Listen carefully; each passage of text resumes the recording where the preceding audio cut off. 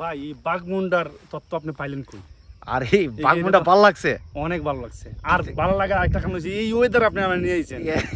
আপনি যদি আমার কাছে টাকা দাবি করেন আমার দিতে দিব আপনার বাধ্য। এই লো বাঘমুন্ডা ভাই, এই অসাধারণ। মানে আপনি যদি এরকম পাইলাম হয় দিন, সাথে ধরুন এই সবুজ চা বাগান, আর এই যে দূরে এই সামনের পাহাড়টার ফোর হইল বাঘমুন্ডা গ্রামটা, বুঝছেন?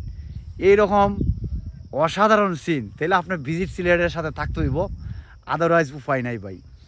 মানে এইরকম সব দৃশ্য দেখতে গেলে, যে আমরা যেখানে এখন খাড়িয়ে আছি এখানেও মানে অ্যাভেলেবেল বনমুরগ, খরগোশ, কত বন্য প্রাণী, ফাঁকির তো অভাব নাই।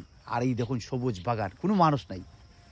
আর এই যে ওই সামনের পাহাড়টার পর হইল আপনার বাঘমুন্ডা গ্রাম। তো এই জায়গাত আজকে ফিডিরে নিয়ে আইছি একটা সারপ্রাইজ দেওয়ার লাগিয়া।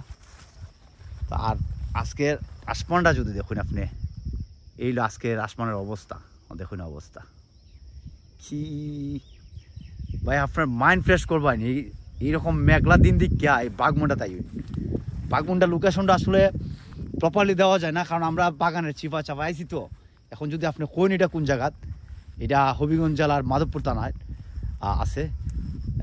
তো আপনারা লয়ে তার মুখ কিন্তু সাথে লয়ে তার মুখ, কিন্তু যদি একজ্যাক্ট লোকেশন কোন যে কোন রাস্তায়, আসলে এটা রাস্তার নামঘাট নাই। কিন্তু এই বাঘমুন্ডা এলে আপনার ফাগল হইবেন এটা নিশ্চিত। মানে এটার ফ্রেমও পড়ে যাইতে হইব আপনার, এটার ফ্রেমে পড়া ছাড়া আপনার আর কোনো উপায় নেই।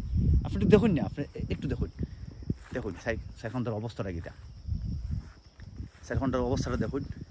ঠিক আপনি কোন যে আমার কথা আমি ভিডিওতে হয়তো এইভাবে দেখতে পারি না, কিন্তু বাস্তবে এইরকম মেঘলা দিনও যদি আইন, হয়তো রোদের দিন আইলে একটু কম পাইবেন, কিন্তু মেঘলা দিন আইলে যদি মেঘটা আমরা ওয়েট করতেছি মেঘের লেগে, এই আমরা দুই বেড়া দেখুন, এটা ফাগলাম দিছে আর কিচ্ছু না, মেঘের লেগে খারই রয়েছি, নাইলে কিন্তু মেলাকে যাইতাম গা, খালি মেঘের লেগে খারই রয়েছি, যে মেঘটাই কেন খারিয়া জুমজুম আওয়াজটা শুনতাম।